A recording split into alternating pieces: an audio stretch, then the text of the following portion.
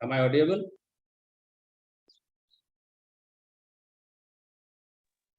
Yes, sir. Yes, sir.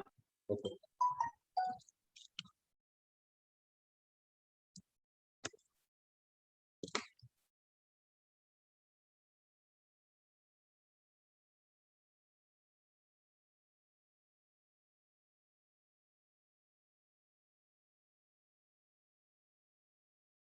So, पिछले class में हमने क्या डिस्कस किया था? पैरामैग्नेटिक मटेरियल क्या होता है और उसका जो एक्सप्लेनेशन है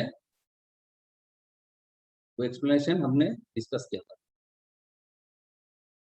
तो बेसिकली क्या होता है, पैरामैग्नेटिक मटेरियल क्या होता है, जैसे कि हम जानते हैं कि उसका जो मैग्नेटिक डाइपोल मोमेंट होता है वो एक्सटर्नल फील्ड के अलाउंग होता है कि नहीं? तो देखो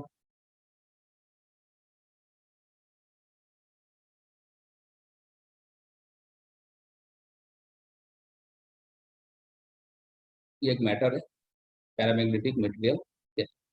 जब एक्सटर्नल फील्ड को हमने अप्लाई किया इसके ऊपर तो क्या होता है, ये मैग्नेटाइज्ड हो जाता है। इस डायरेक्शन में मैग्नेटाइज्ड होता है। इसका जो एक्सटर्नल मैग्नेटिक फील्ड है, एक्सटर्नल मैग्नेटिक फील्ड का जो डायरेक्शन होता है उस डायरेक्शन में ही ये मैग्नेटाइज्ड होता है। ठीक है, अब इसका और डायमैग्नेटिक मटेरियल जो होता है इसका डिफरेंस क्या होता है कि डायमैग्नेटिक मटेरियल का ज्यादातर क्या होता है, वो पेयर्ड इलेक्ट्रॉन के वजह से उसका जो नेट डाइपोल मोमेंट होता है क्या होता है, एक दूसरे को कैंसिल कर देता है, मतलब कि जीरो होता है। ठीक है, लेकिन पैरामैग्नेटिक मटेरियल के लिए क्या होगा, पैरामैग्नेटिक मटेरियल के लिए इसका एटम का एक परमानेंट डाइपोल मोमेंट होगा, है कि नहीं? क्यों होता है बताओ?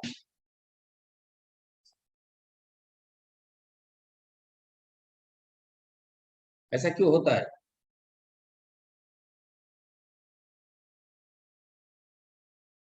ज्योति कुमारी, ज्योति,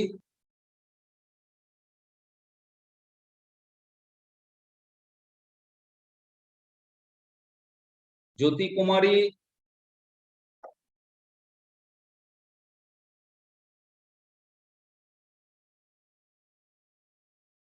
कुंदन, Yes, sir. आवाज आ रहा है ठीक से? Yes.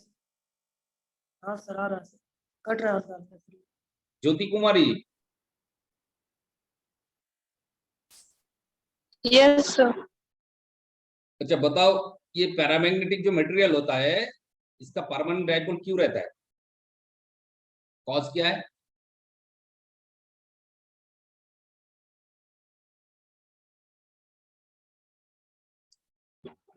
सर पैरामैग्नेटिक बोलिए या फिर फेरोमैग्नेटिक? अभी तो पैरामैग्नेटिक की हम पढ़ रहे हैं ना, फेरोमैग्नेटिक तो अभी नहीं स्टार्ट की।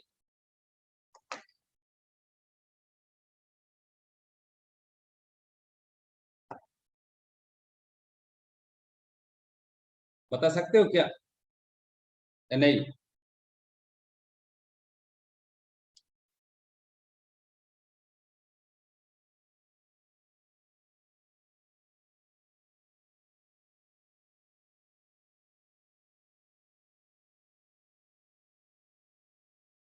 शिल्पी, शिल्पी शाह,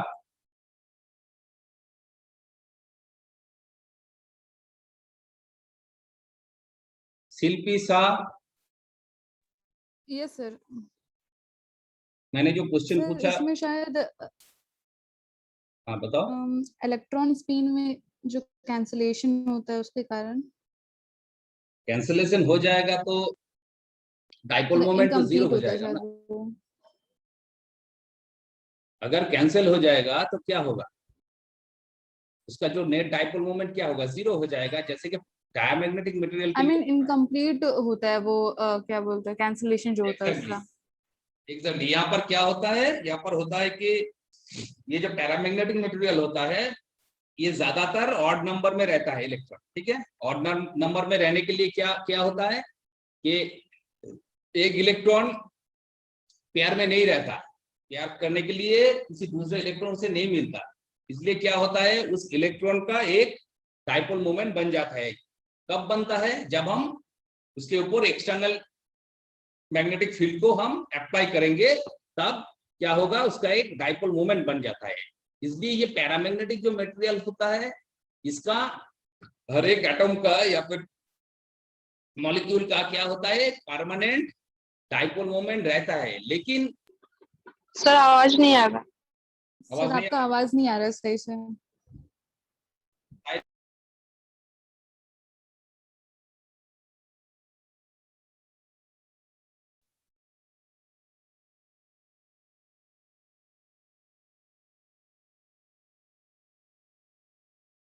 हेलो, अब आवाज ठीक है।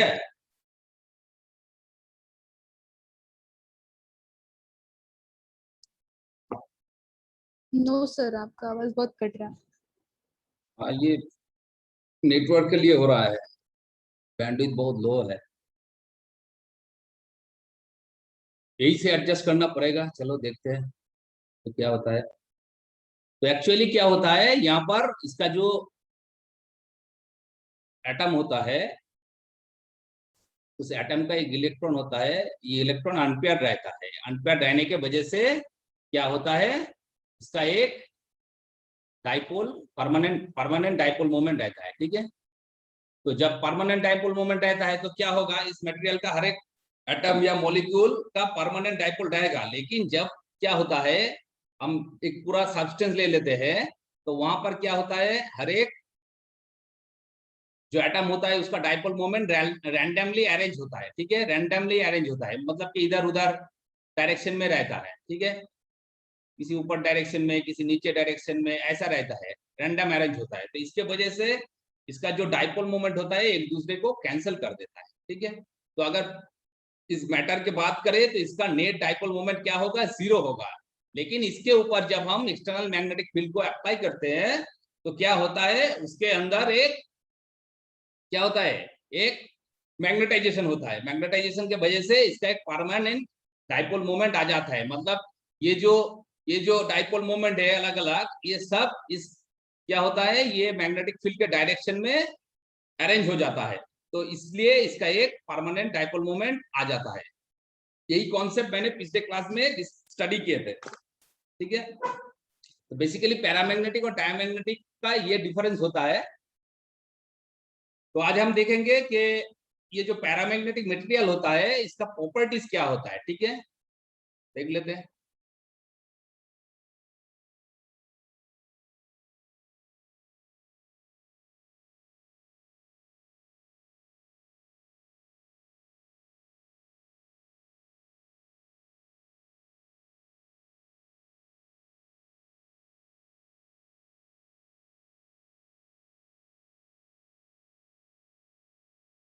Properties of paramagnetic material.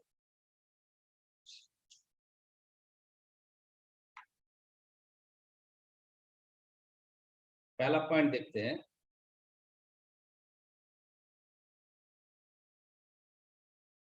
when a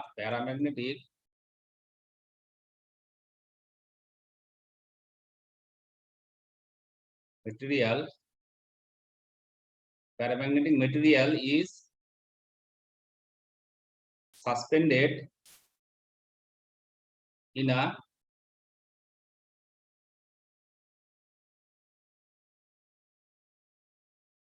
uniform magnetic field, in a uniform magnetic field क्या होगा, दे rotate so as to bring their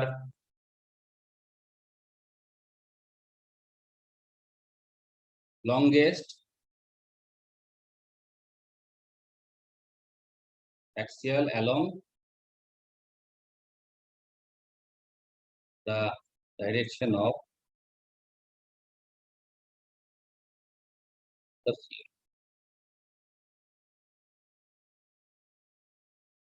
मतलब क्या होता है, जब एक डायमैग्नेटिक सब्सटेंस को किसी भी यूनिफॉर्म मैग्नेटिक फील्ड के अंदर हम लटका देते हैं तो क्या होता है,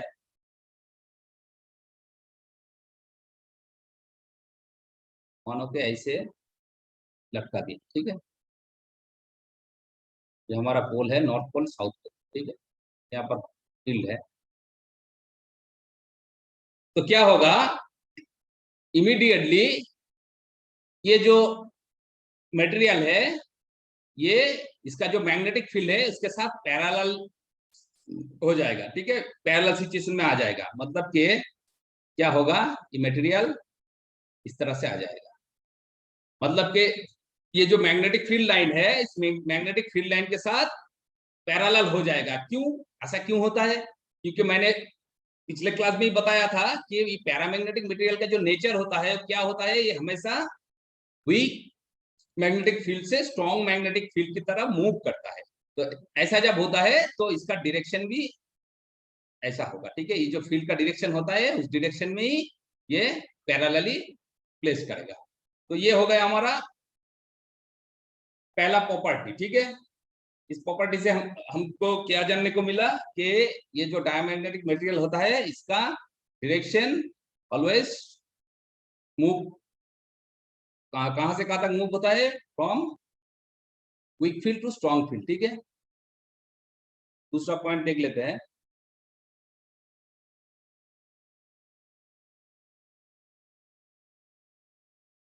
the substance are quickly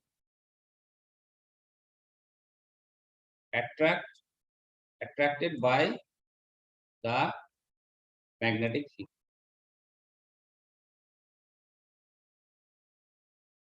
quickly attract होता है, क्यों? क्योंकि इसका जो ससेप्टिबिलिटी होता है वो क्या होता है, ग्रेटर देन 1 होता है, ठीक है। तो डायमैग्नेटिक मटेरियल के लिए क्या क्या था, डायमैग्नेटिक मटेरियल वो जो मैग्नेटिक फील्ड है, मैग्नेटिक फील्ड से या फिर मैग्नेट से वीकली रिपेल होता है। लेकिन पैरामैग्नेटिक मटेरियल जो होगा वो क्या करेगा, वो मैग्नेट से या फिर मैग्नेटिक फील्ड से वीकली अट्रैक्ट करेगा, ठीक है। ये हो गया हमारा दूसरा प्रॉपर्टी। अब थर्ड पॉइंट को देखते हैं। Number 3, when the net atomic dipole moment of an atom is not zero, the atoms of paramagnetic material have permanent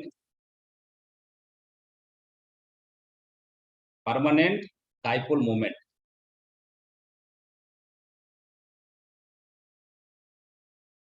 due to unpaired spin, ठीक है।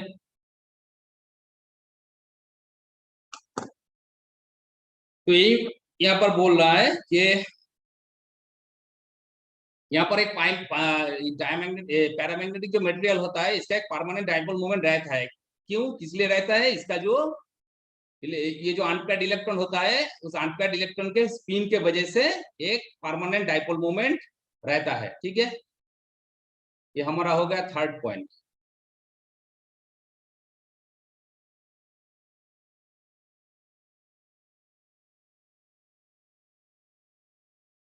फोर्थ पॉइंट क्या है देखते हैं।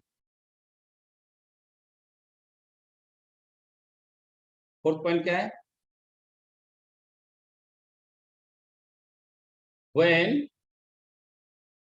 the paramagnetic material are placed in a non-magnetic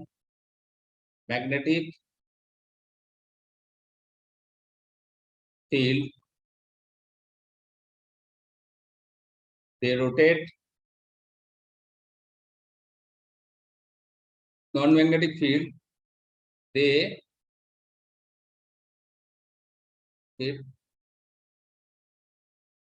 tend to move from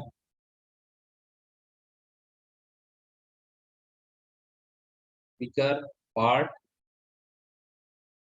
of field to the stronger part. तो ये वो पहला वाला पॉइंट जो है उसके साथ ये सिमिलर है, ठीक है।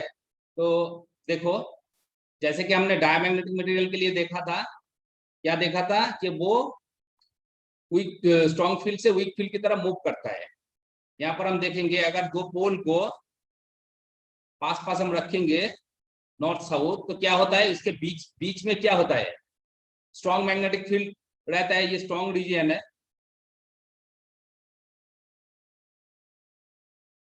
अगर बहुत पास रखते हैं तो इसके बीच में क्या होगा, ये नॉर्थ और साउथ का ये जो फील्ड है, ये फील्ड यहाँ पर ऐड हो जाता है, इसलिए यहाँ पर क्या होता है, फील्ड स्ट्रॉन्ग रहता है।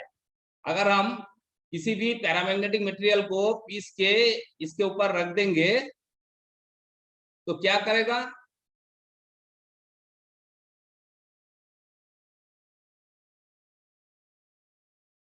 क्या होगा, ये पैरामैग्नेटिक जो मटेरियल है ये इस साइड से मूव करके क्या होगा, इस मिडिल पॉइंट में इकट्ठा हो जाएगा, इस पॉइंट में इकट्ठा हो जाएगा, ठीक है।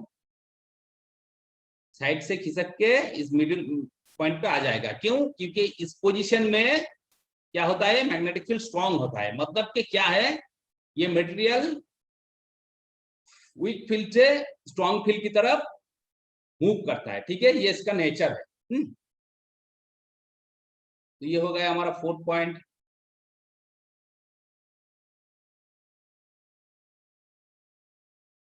देखते हैं नंबर 5 क्या कहता है।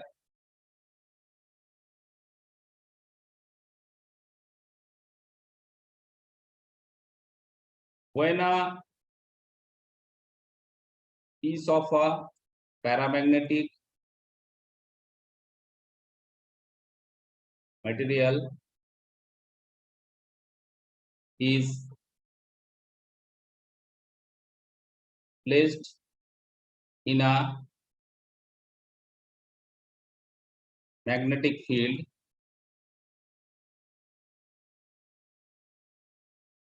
the magnetic field line prefer to pass through the piece rather than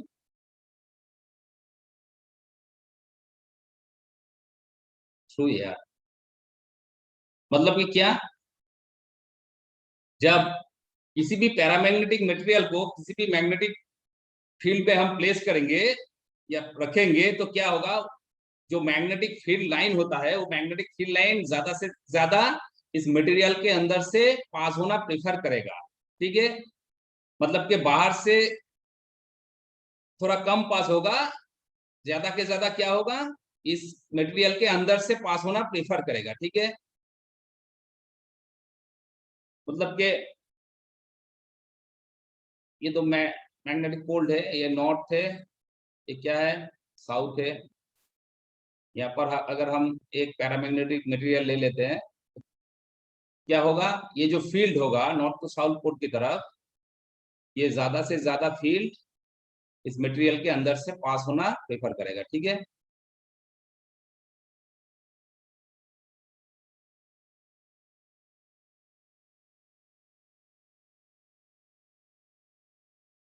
ऐसा होगा। डायमैग्नेटिक मटेरियल के लिए क्या होता था, डायमैग्नेटिक मटेरियल के लिए ये जो मैग्नेटिक फील्ड लाइन है, ये फील्ड लाइन अंदर से मटेरियल के अंदर से जाना कम प्रेफर करता, बाहर से जाना ज्यादा प्रेफर करता। ठीक है, लेकिन यहाँ पर क्या होगा, यहाँ पर ज्यादा से ज्यादा मैग्नेटिक फील्ड लाइन मटेरियल के अंदर से पास होना प्रेफर करेगा। ठीक है, ये इसका नेचर है। अब हम जानते हैं पैरामैग्नेटिक मटेरियल के लिए क्या होता है, जो नेट मैग्नेटिक फील्ड होता है वो क्या होगा, P not plus BM। P not मतलब क्या है, ये जो एक्सटर्नल मैग्नेटिक फील्ड है, और BM क्या है, इस मटेरियल के अंदर जो इंड्यूस्ड हो रहा है मैग्नेटिक फील्ड। तो इन दोनों का जो समेशन है वही होगा इस मटेरियल का नेट मैग्नेटिक फील्ड। तो अगर ऐसा होगा तो देख रहे हो क्या होगा, B greater than B not होगा, है कि नहीं। तो B greater than B not होगा तो हम जानते हैं जहां पर मैग्नेटिक फील्ड ज्यादा होता है वहां पर मैग्नेटिक फील्ड लाइन ज्यादा पास करता है। तो ज्यादा से ज्यादा क्या होगा, ये फील्ड लाइन जो है ये मटेरियल के अंदर से पास होना प्रेफर करेगा। ठीक है, तो ये हो गया हमारा 5th पॉइंट।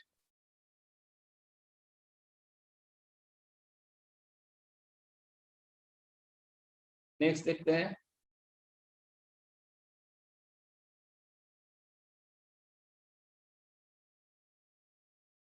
अब क्या है, relative permeability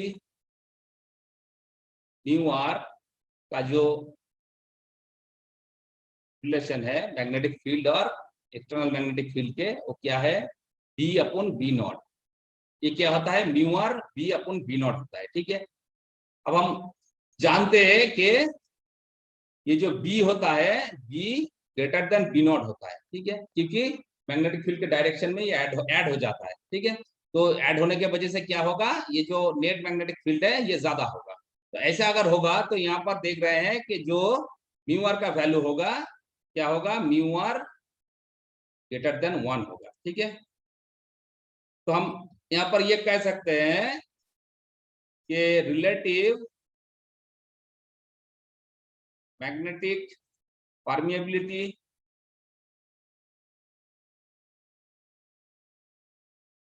of paramagnetic material is always more than unit. तो क्या होगा, इसका वैल्यू जो होगा, ये रिलेटिव परमिएबिलिटी जो है इसका वैल्यू क्या आएगा, मोर देन यूनिट आएगा। ठीक है,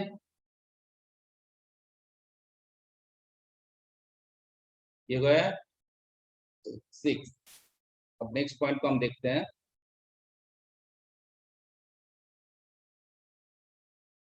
नंबर 7।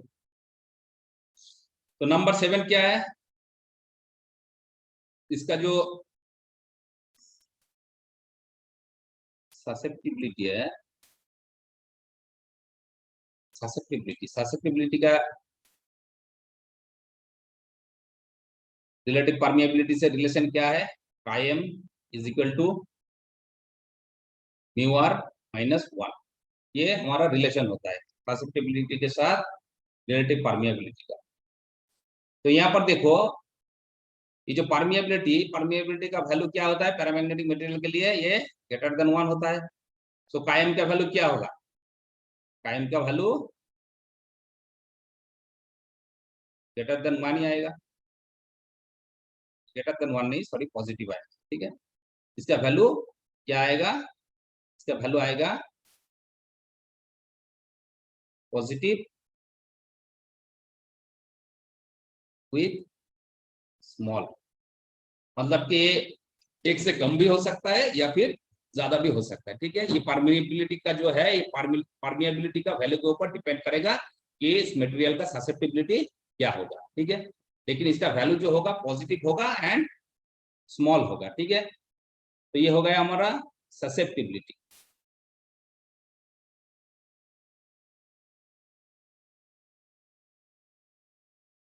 अब हम देखेंगे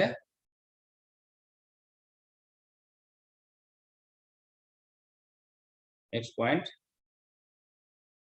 ये जो ससेप्टिबिलिटी होता है, देखो पिछले क्लास में मैंने बताया था कि पैरामैग्नेटिक मटेरियल को अगर हम हाई टेम्परेचर में रखेंगे तो क्या होगा, मतलब पैरामैग्नेटिक मटेरियल जो होता है उसको हम मैग्नेटाइज कर रहे हैं, तो अगर लो टेम्परेचर में करें या हाई टेम्परेचर में करें तो उसके ऊपर क्या इफेक्ट आएगा, कुछ इफेक्ट आएगा क्या?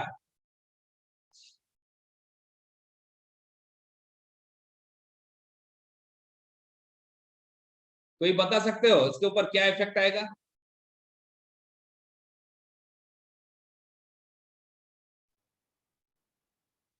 सर काइनेटिक एनर्जी एक्वायर करेगा जब टेम्परेचर राइज एक्वायर करेगा, तो ठीक है, डायमैग्नेटिक मटेरियल भी तो काइनेटिक एनर्जी एक्वायर करता है, लेकिन यहाँ पे क्या होगा, पैरामैग्नेटिक मटेरियल के लिए अगर जब हम टेम्परेचर को इंक्रीज करेंगे तो इसका इफेक्ट क्या आएगा, काइनेटिक एनर्जी ठीक है एक्वायर कर लिया, इसके बाद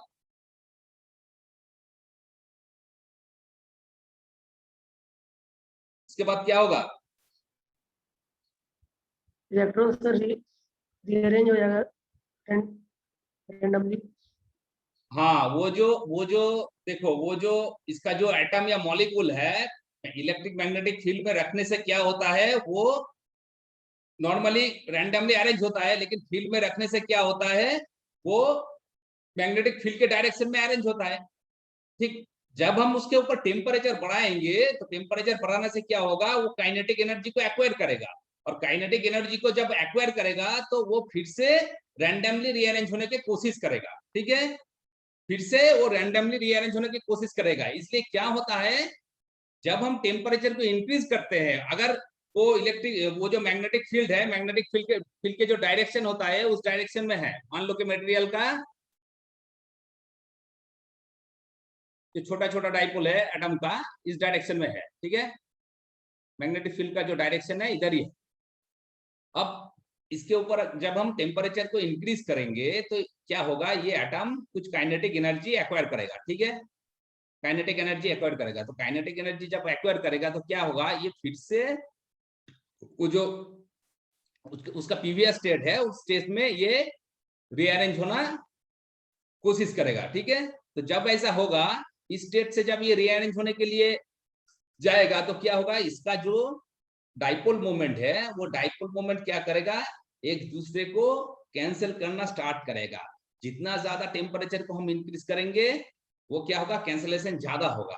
एक ऐसा टेम्परेचर आएगा जब पूरा का पूरा ये जो मैटर है इसका मैग्नेटाइजेशन खत्म हो जाएगा। ठीक है, अगर ज्यादा टेम्परेचर इसका इंक्रीज करेंगे तो यहाँ पर क्या क्या देख रहे हैं कि ये इसका जो मैग्नेटाइजेशन है, मैग्नेटाइजेशन क्या होता है, इनवर्सली प्रोपोर्शनल होता है टू द टेम्परेचर। ठीक है, मतलब टेम्परेचर के साथ इसका मैग्नेटाइजेशन इनवर्सली प्रोपोर्शनल होता है। टेम्परेचर को अगर हम इंक्रीज करेंगे तो इसका मैग्नेटाइजेशन प्रॉपर्टी क्या होगा, इसका जो मैग्नेटिक प्रॉपर्टी होता है वो डिक्रीज करेगा, कम होना स्टार्ट करेगा। ठीक है, तो ये इसका नेचर होता है। तो हम यहाँ पर ये लिख सकते हैं कि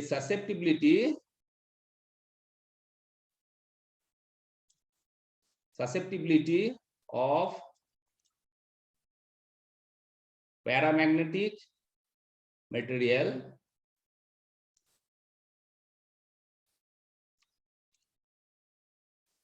that is inversely proportional to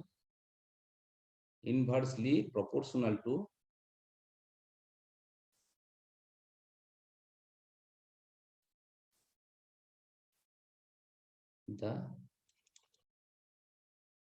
temperature। ठीक है, temperature inversely proportional to the temperature, मतलब के इसका जो कायम होगा, ये काय क्या होगा, inversely proportional to the temperature. ठीक है, मतलब इसका अगर हम एक ग्राफ को ड्रॉ करेंगे तो क्या होगा, मान लो कि इस डायरेक्शन में काई है और इस डायरेक्शन में टेम्परेचर है, तो क्या होगा, टेम्परेचर की जब हम इंक्रीज करते हैं तो इसका जो काई का वैल्यू है वो डिक्रीज करेगा, मतलब कि इसका जो ग्राफ होगा इस तरह से होगा। ठीक है, ये मैग्नेटिक ससेप्टिबिलिटी और टेम्परेचर के बीच का कर्व है पैरामैग्नेटिक मटेरियल के लिए। ठीक है, तो ये हो गया हमारा नंबर 8। अब देखेंगे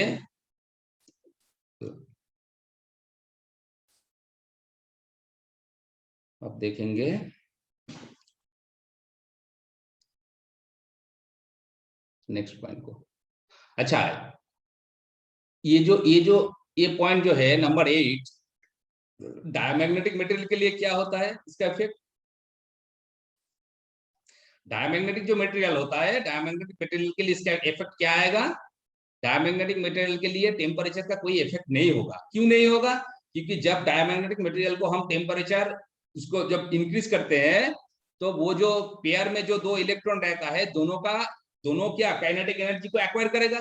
जब दोनों काइनेटिक एनर्जी एक्वायर करेगा तो क्या होगा, उसका जो स्पिन है या फिर उसका डायरेक्शन है वो क्या एक दूसरे का ऑपोजिट होगा। तो ऑपोजिट होने के वजह से दोनों का ही वेलोसिटी इंक्रीज करेगा। अगर दोनों का वेलोसिटी इंक्रीज करेगा तो क्या होगा, उसका जो मैग्नेटिक डाइपोल मोमेंट है वो भी इक्वली इंक्रीज करेगा। तो ऐसा क्या होगा कि मैग्नेटिक डाइपोल मोमेंट इंक्रीज तो करेगा लेकिन एक दूसरे का ऑपोजिट होने के लिए क्या होगा, एक दूसरे को कैंसिल कर देगा।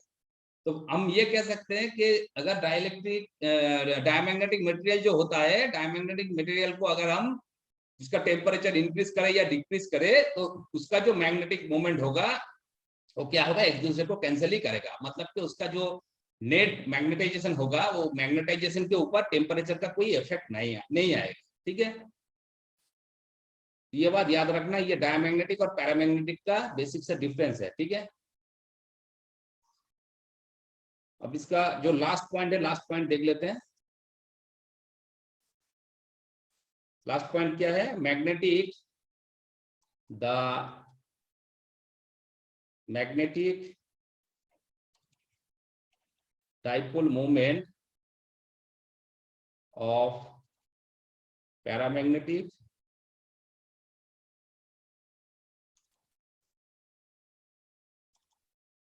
material is small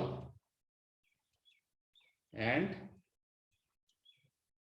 parallel to the magnetic field। तो क्या होगा, इसका जो मैग्नेटिक डाइपोल मोमेंट होगा उसका वैल्यू क्या होगा, स्मॉल होगा। क्यों, क्योंकि इसका ससेप्टिबिलिटी का वैल्यू भी तो स्मॉल है। तो इसका जो मैग्नेटिक डाइपोल मोमेंट होगा वो डाइपोल मोमेंट का वैल्यू स्मॉल रहेगा and parallel to the magnetic field. मतलब कि ये जो मटेरियल होता है ये मैग्नेटिक फील्ड के साथ क्या होगा, बी नॉट, तो इसका जो मैग्नेटिक डाइपोल मोमेंट होगा ये होगा। ठीक है, इसका वैल्यू स्मॉल होगा एंड इसका डायरेक्शन जो एक्सटर्नल फील्ड होगा उस मैग्नेटिक फील्ड के डायरेक्शन में ही होगा। तो ये पॉइंट यही बताता है। ठीक है,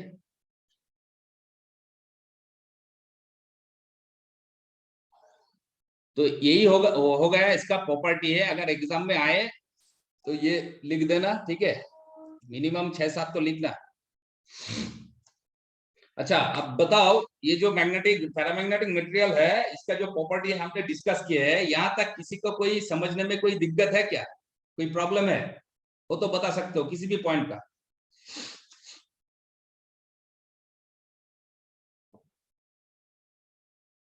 यहाँ तक किसी को कोई दिक्कत है समझने में?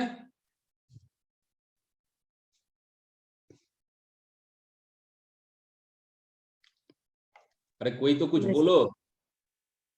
नहीं सर, नहीं क्लियर है ना?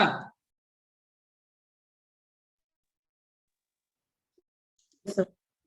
ठीक है, तो चलो आप कुछ पैरामैग्नेटिक मटेरियल का हम एग्जांपल देख लेते हैं और उसका जो ससेप्टिबिलिटी होता है उसका वैल्यू भी हम देख लेते हैं। ठीक है, जैसे डायमैग्नेटिक मटेरियल के लिए हमने देखा था ऐसे पैरामैग्नेटिक मटेरियल के लिए भी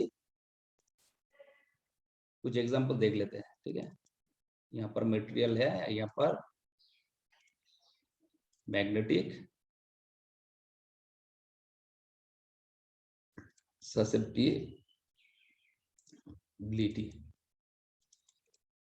मैग्नेटिक ससेप्टिबिलिटी, ठीक है, 10⁻⁵ से मल्टीप्लाई हो, ठीक है।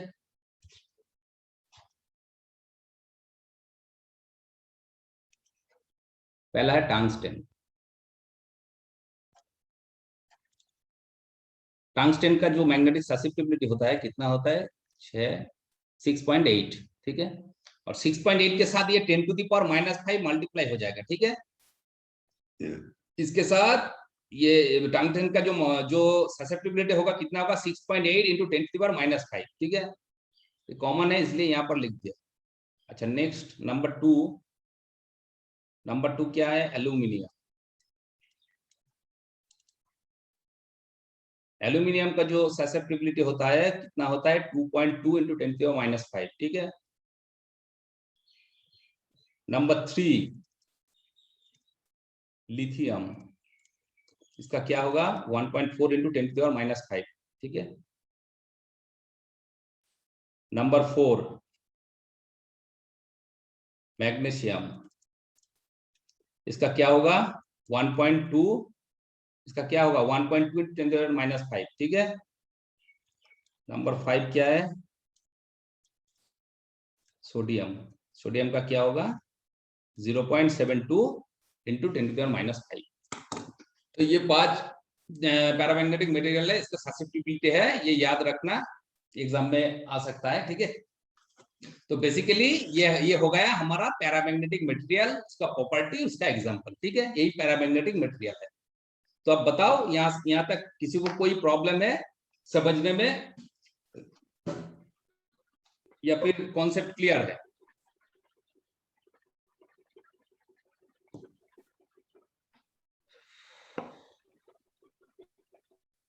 कुंदन क्लियर है?